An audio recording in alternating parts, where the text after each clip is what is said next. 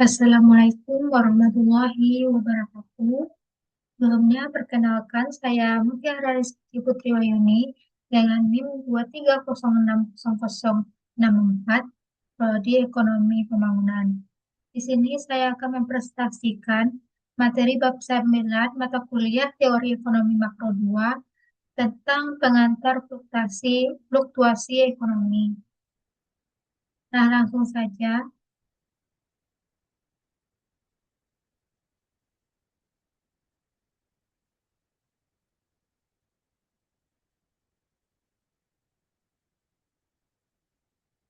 Fluktuasi ekonomi menunjukkan masalah yang sedang terjadi bagi para ekonom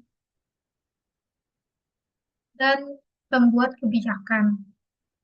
Inflasi dalam output perekonomian berkaitan erat dengan fluktuasi tingkat kerja.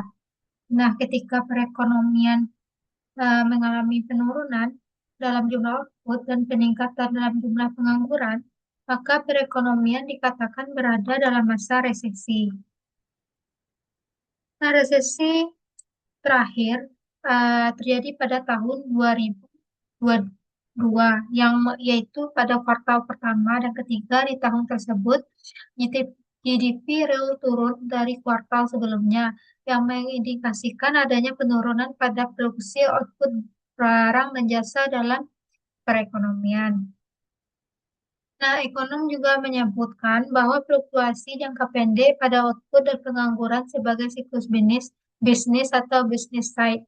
Nah, meskipun istilah ini mengesankan fluktuasi perekonomian bersifat teratur dan dapat diprediksi, namun kenyataannya tidak demikian. Resesi terjadi secara tidak teratur. Kadang-kadang resesi berdekatan dan terkadang resesi terjadi rentang yang panjang.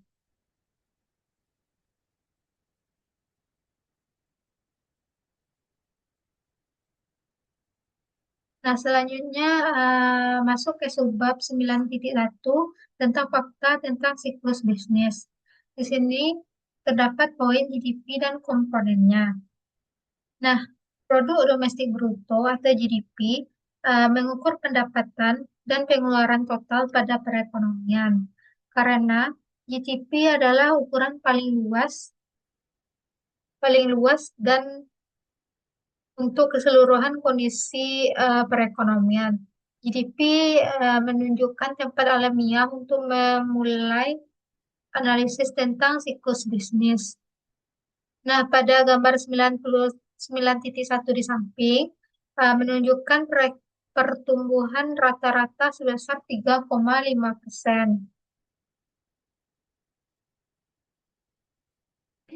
per tahun. Dan dapat dilihat bahwa pertumbuhan ekonomi tidak selalu tetap, tetapi bisa saja menjadi negatif. Nah, area yang diarsir pada gambar tersebut menunjukkan periode terjadinya resesi. Lembaga penentu resmi yang menyatakan kapan resesi dimulai dan kapan resesi berakhir adalah National Bureau of Economic Research, yaitu sebuah lembaga penelitian ekonomi nirlaba. Nah, selanjutnya terdapat gambar 9.2 yang menunjukkan pertumbuhan pada dua komponen utama GDP, konsumsi di panel A dan investasi di panel B. Nah, pertumbuhan di kedua variabel ini menurun selama terjadinya resesi. Namun demikian, perhatikan skala pada sumbu vertikalnya. Investasi jauh lebih bergejolak daripada konsumsi selama siklus bisnis. Dan ketika perekonomian berada pada kondisi resesi, maka rumah tangga menanggapi penurunan pendapatan yang dihadapinya dengan mengkonsumsi lebih sedikit. Namun, penurunan pada belanja perusahaan seperti pengeluaran untuk perlengkapan rumah baru dan barang-barang persediaan turun lebih banyak lagi. Nah, pertumbuhan GDP real rata-rata sekitar 3,5%, persen per tahun, tetapi ada fluktuasi yang cukup besar di sekitar rata-rata ini, yaitu daerah yang diarsip menunjukkan periode terjadinya resesi.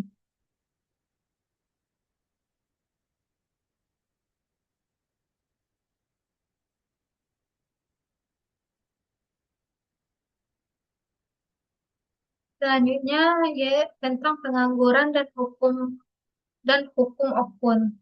Nah, siklus bisnis tidak hanya terlihat pada data perhitungan pendapatan nasional, tapi juga pada data yang menggambarkan kondisi di pasar tenaga kerja.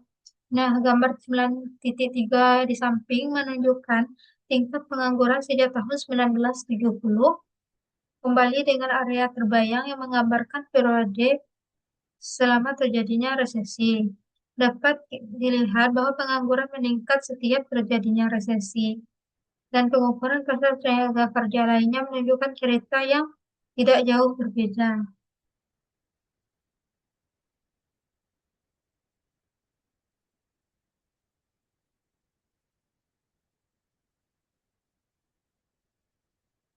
Nah, di gambar 9.4 ini kita bisa lebih mencermati besarnya relasi hukum. Di gambar 9.4 ini kita memakai contoh data tahunan Amerika Serikat untuk menggambarkan hukum Okun. Nah, pada plot titik sebar ini, masing-masing titik mewakili data 1 tahun. Nah, sumbu horizontal mewakili perubahan tingkat pengangguran dan dari tahun sebelumnya. Sementara sumber vertikal mewakili perubahan persentase GDP. Nah, gambar ini jelas menyajikan bahwa perubahan dari tahun ke tahun pada tingkat pengangguran berrelasi erat terhadap perubahan dari tahun ke tahun pada GDP real. Dari kita mencermati besarnya relasi hukum akun, garis yang digambarkan sepanjang sebaran titik itu bahwa mengatakan perubahan persentase GDP real sama dengan 3,5% dikurang 2 kali perubahan pada tingkat pengangguran. Nah, jika tingkat pengangguran tetap sama, maka GDP real tumbuh sebesar 3,5%. Nah, pertumbuhan normal produksi barang dan jasa disebabkan pertumbuhan tenaga kerja, akumulasi modal, dan kemajuan teknologi. Nah, selanjutnya untuk setiap persentase, tingkat kenaikan pengangguran, pertumbuhan GDP real bisa turun 2%. Maka, pada kenaikan tingkat pengangguran dari 5% ke 8%, pertumbuhan GDP real menjadi sama dengan 3,5% dikurang 2 dikali 8% dikurang 5% sama dengan -2,5%. Nah, pada kasus ini, hukum Okun menyatakan penurunan GDP sebesar 2,5% mengindikasikan perekonomian resesi. Nah, hukum Okun yang merupakan pengingat bahwa faktor-faktor yang menentukan siklus bisnis pada jangka pendek sangat berbeda dengan faktor-faktor yang membentuk pertumbuhan dan ekonomi jangka panjang.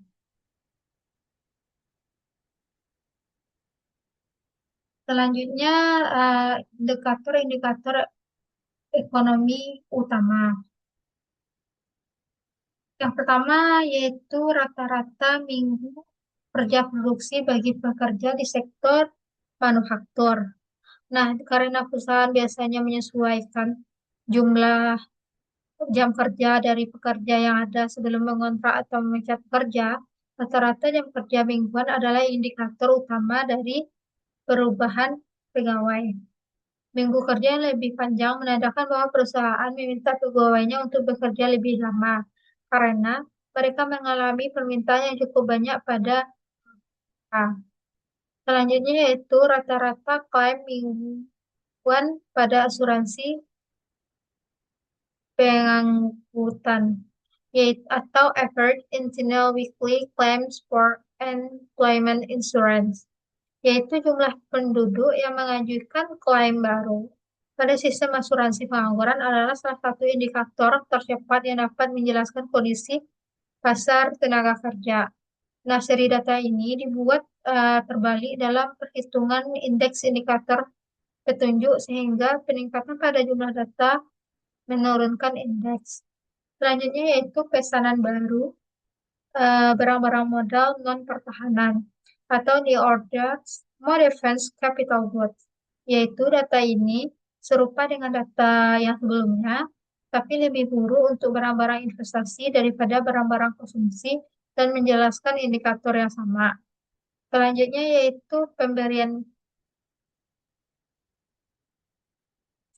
yaitu kinerja produsen atau vendor performance, yaitu data ini mengukur jumlah perusahaan yang menerima kiriman lebih lambat dari penjual. Kinerja produsen adalah indikator utama karena lambatnya eh, kiriman yang datang terjadi ketika perusahaan mengalami peningkatan permintaan terhadap produknya. Karena itu, kiriman yang lambat mengindikasikan peningkatnya aktivitas perekonomian. Selanjutnya yaitu pemberian izin untuk mendirikan bangunan-bangunan baru atau new building permits issued, yaitu pembangunan gedung baru ini adalah bagian dari investasi komponen yang cukup bergejolak pada GDP. Peningkatan pemberian izin bangunan baru berarti bahwa pemilik bangunan merencanakan penambahan jumlah bangunan yang menandakan peningkatan pada perekonomian secara menyeluruh. Selanjutnya itu indeks harga saham atau indeks of stock price, yaitu pasar saham yang mencerminkan ekspektasi masa depan terhadap kondisi perekonomian karena investor pada pasar modal melakukan penawaran harga ketika mereka merasa perusahaan akan mendapat keuntungan. Selanjutnya yaitu jumlah uang beredar yang disesuaikan dengan inflasi. Maksudnya adalah karena jumlah uang beredar berkaitan dengan belanja total, lebih banyak uang mensyaratkan peningkatan belanja yang selanjutnya berarti peningkatan produksi dan tenaga kerja. Selanjutnya adalah perbedaan tingkat bunga atau Treasury Note 10 tahun dan Treasury Bills 3 bulan. Nah, perbedaan ini disebut juga kemiringan dari kurva hasil yang mencerminkan ekspektasi pasar terhadap tingkat suku bunga di masa depan yang selanjutnya mencerminkan kondisi perekonomian. Perbedaan yang besar adanya harapan bahwa tingkat bunga akan naik. Ini biasanya terjadi ketika aktivitas perekonomian meningkat. Dan terakhir ada indeks ekspektasi konsumen atau index of consumer expectation, yaitu data ini merupakan pengukuran langsung terhadap ekspektasi berdasarkan survei yang dilakukan oleh Pusat Penelitian Survei Universitas Michigan yang meningkatnya optimisme kondisi ekonomi di masa depan di antara konsumen berarti meningkatnya permintaan dan jasa. Yang selanjutnya mendorong perusahaan untuk meningkatkan produksi dan tenaga kerja untuk memenuhi permintaan.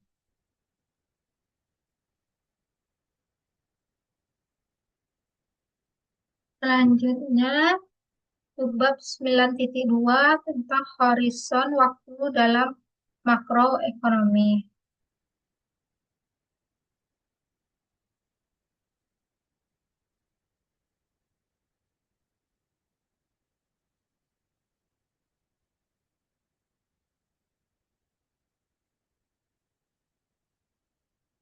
Perekonomian bekerja cukup berbeda apabila harga bersifat kaku. Dalam hal ini, sebagaimana kita lihat, output juga bergantung pada permintaan terhadap barang dan jasa. Permintaan sebaliknya dipengaruhi oleh pandangan konsumen tentang prospek ekonomi, pandangan perusahaan tentang keuntungan dari investasi baru, serta kebijakan moneter dan fiskal. Karena kebijakan fiskal dan moneter bisa mempengaruhi output perekonomian selama horizon waktu. Jika harga bersifat kaku, pelakon harga menyediakan dasar pemikiran mengapa eh, usaha ini berguna dalam menstabilkan perekonomian jangka pendek.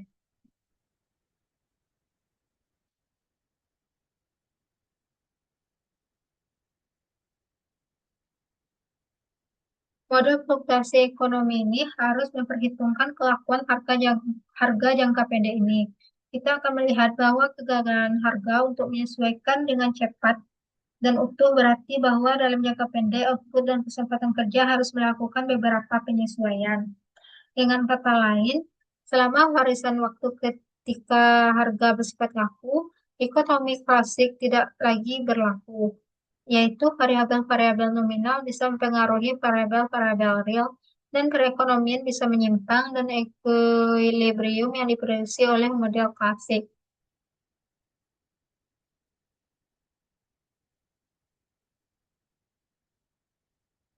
Selanjutnya 9.3 permintaan agregat. Nah, permintaan agregat atau agregat demand adalah hubungan antara jumlah output yang diminta dan tingkat harga agregat. Dengan kata lain, kurva permintaan agregat menyatakan jumlah barang dan jasa yang ingin dibeli orang pada setiap tingkat harga. Di sini ada poin persamaan kuantitas sebagai permintaan agregat, yaitu teori kuantitas menyatakan MV sama dengan PY, di mana M adalah jumlah uang yang beredar, P adalah perputaran uang, dan P adalah tingkat harga, dan Y adalah jumlah output. Nah, jika perputaran uang adalah konstan, maka persamaan ini dapat dinyatakan bahwa jumlah uang beredar menentukan nilai nominal output, yang pada akhirnya merupakan produk dari tingkat harga dan jumlah output. Nah, di sini dapat kita tulis kembali persamaan kuantitas dan permintaan untuk keseimbangan uang real, yaitu M per P sama dengan M per P pangkat D sama dengan KY, di mana K sama dengan 1 per P adalah parameter yang menentukan berapa banyak uang yang orang ingin pegang untuk setiap dolar pendapatan. Nah, dalam bentuk ini, kesamaan kuantitas menyatakan bahwa penawaran dari keseimbangan uang real M per P sama dengan permintaan M per P pangkat D, dan bahwa permintaan adalah proporsional terhadap output Y. Perputaran uang P adalah sisi lain dari parameter permintaan uang. Nah, asumsi perputaran uang konstan sama dengan asumsi bahwa permintaan untuk keseimbangan uang real untuk tiap satuan output adalah konstan.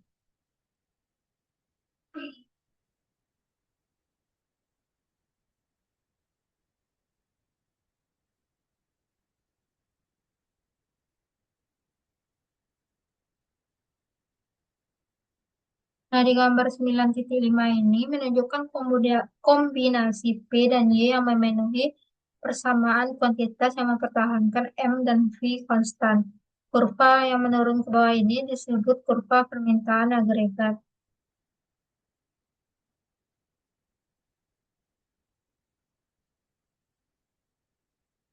Poin selanjutnya yaitu mengapa kurva permintaan agregat miring ke bawah.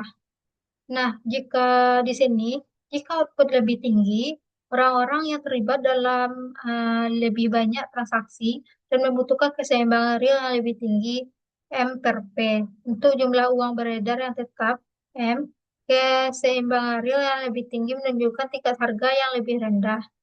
Namun, sebaliknya, jika tingkat harga lebih rendah, keseimbangan uang real lebih tinggi. Tingkat keseimbangan real yang lebih tinggi ini menyebabkan volume transaksi yang lebih besar, yang berarti jumlah output yang diminta lebih besar. Poin selanjutnya tentang pergeseran dalam kurva permintaan agregat. Nah, ketika permintaan agregat dibuat untuk nilai dari jumlah uang beredar yang tetap, dengan kata lain, kurva tersebut menyatakan kombinasi yang mungkin dari P dan Y untuk dinilai M tertentu. Nah, jika Fed mengubah jumlah uang beredar, maka kombinasi yang mungkin dari P dan Y berubah, yang berarti kurva permintaan agregat bergeser. Hal ini sebaliknya terjadi jika Fed meningkatkan jumlah uang beredar. Persamaan kuantitas yang menyatakan bahwa kenaikan dalam M menyebabkan kenaikan dalam PY. Untuk setiap tingkat harga, jumlah output adalah lebih tinggi dan untuk jumlah output berapapun, tingkat harga adalah lebih tinggi. Meskipun teori kuantitas ini memberikan dasar yang sangat sederhana untuk memahami kurva permintaan agregat, kenyataannya sesungguhnya jauh lebih rumit. Fluktuasi dalam jumlah uang beredar bukanlah satu-satunya proksi permintaan agregat. Selanjutnya subbab 9.4 ya, tentang penawaran agregat. Penawaran agregat atau aggregate supply adalah hubungan antara jumlah barang dan jasa yang ditawarkan dan tingkat harga. Karena perusahaan yang menawarkan barang dan jasa memiliki harga yang fleksibel dalam jangka panjang, tetapi harga yang kaku dalam jangka pendek. Hubungan penawaran agregat bergantung pada horizon waktu. Di sini terdapat poin yaitu tentang jangka panjang, itu kurva penawaran agregat vertikal. Menurut model klasik, output tidak bergantung pada tingkat harga. Untuk menunjukkan bahwa output sama untuk semua tingkat harga, kita gambar kurva penawaran agregat vertikal yang sebagaimana terlihat dalam gambar 9.7.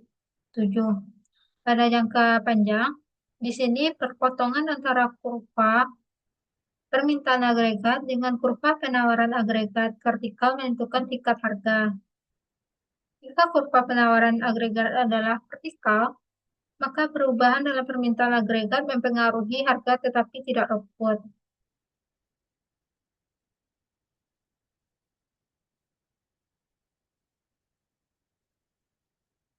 Selanjutnya, poin selanjutnya yaitu jangka pendek, kurva penawaran agregat horizontal. Nah, model klasik dan dari kurva penawaran agregat vertikal hanya berlaku dalam jangka panjang. Dalam jangka pendek, sebagian harga bersifat kaku dan karena itu tidak menyesuaikan dengan perubahan permintaan. Karena kekakuan dari harga ini, kurva penawaran agregat jangka pendek tidak vertikal.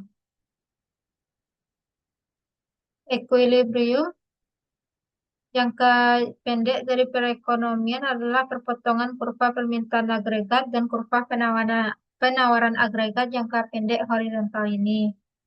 Dalam hal ini, perubahan permintaan agregat mempengaruhi tingkat output.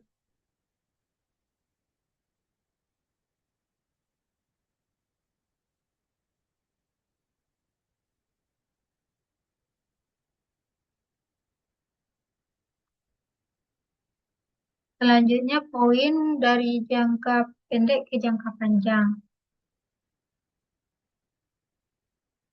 Di sini terdapat gambar 9.11. Dalam gambar ini terdapat ada tiga kurva, yaitu kurva permintaan agregat, kurva penawaran agregat jangka panjang, dan kurva penawaran agregat jangka pendek. Equilibrium jangka panjang adalah titik di mana permintaan agregat memotong kurva penawaran agregat jangka panjang. Harga-harga ini telah disesuaikan untuk mencapai equilibrium. Karena itu, ketika perekonomian berada dalam equilibrium jangka panjangnya, kurva penawaran agregat jangka pendek harus memotong titik ini.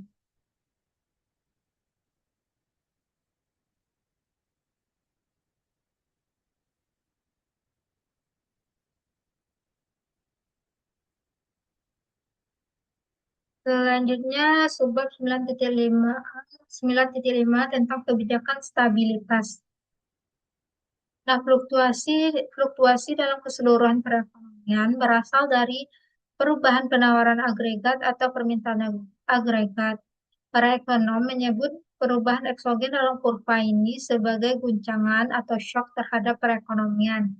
Nah, guncangan ini yang menggeser kurva permintaan agregat yang disebut guncangan permintaan atau demand shock dan guncangan yang menggeser kurva penawaran agregat yang disebut guncangan penawaran atau supply shock.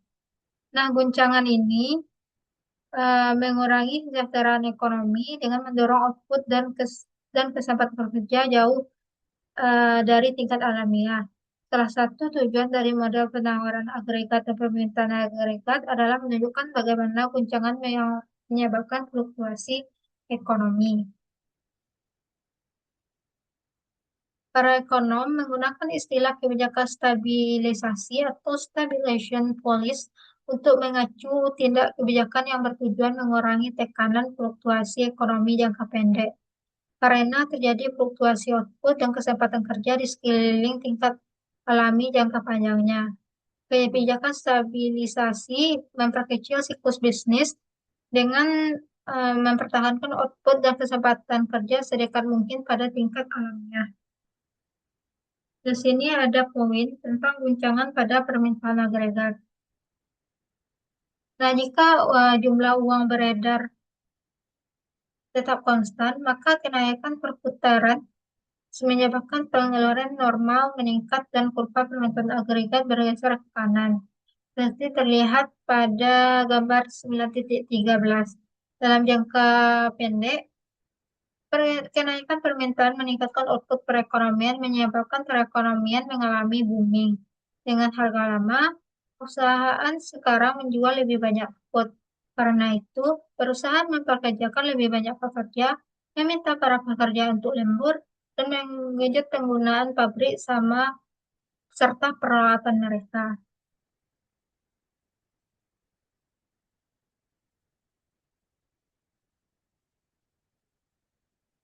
Nah, untuk poin berikutnya tentang guncangan pada penawaran agregat. Guncangan pada penawaran agregat, sebagaimana guncangan dalam permintaan agregat dapat menyebabkan fluktuasi ekonomi. Guncangan penawaran ini adalah guncangan pada perekonomian yang bisa mengubah biaya, produksi barang serta jasa dan akibatnya mempengaruhi harga yang dibebankan perusahaan kepada konsumen. Karena memiliki dampak yang langsung terhadap tingkat harga, guncangan penawaran kadang-kadang disebut guncangan harga. Berikut adalah contoh-contoh dari guncangan penawaran agregat. Yang pertama adalah hama yang menghancurkan pertanian. Nah, di sini penurunan penawaran makanan mendorong harga makanan naik. Yang kedua adalah Undang-Undang Perlindungan Lingkungan baru yang menuntut perusahaan mengurangi emisi polusinya. Perusahaan memberikan tambahan biaya pada pelanggan dalam bentuk harga yang lebih tinggi. Yang ketiga yaitu kenaikan agresivitas serikat pekerja. Ini mendorong kenaikan upah dan harga barang-barang yang diproduksi oleh pekerja serikat.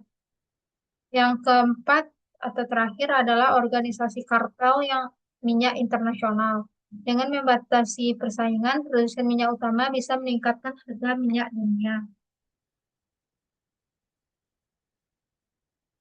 Jadi, kesimpulan dari bab ini adalah kita memperkenalkan kerangka kerja untuk mempelajari fluktuasi ekonomi, yaitu model penawaran agregat dan permintaan agregat.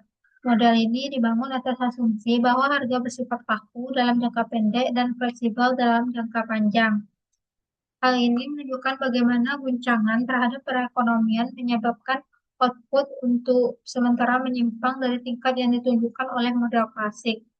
Nah, model ini juga menyoroti peran kebijakan moneter. Di satu sisi, kebijakan moneter yang lemah bisa menjadi sumber guncangan terhadap perekonomian. Tapi, di sisi lain, kebijakan moneter yang dijalankan dengan baik bisa menanggapi guncangan dan menstabilkan perekonomian. Jadi, sekian materi bab 9 yang dapat saya jelaskan. Saya tutup. Wassalamualaikum warahmatullahi wabarakatuh.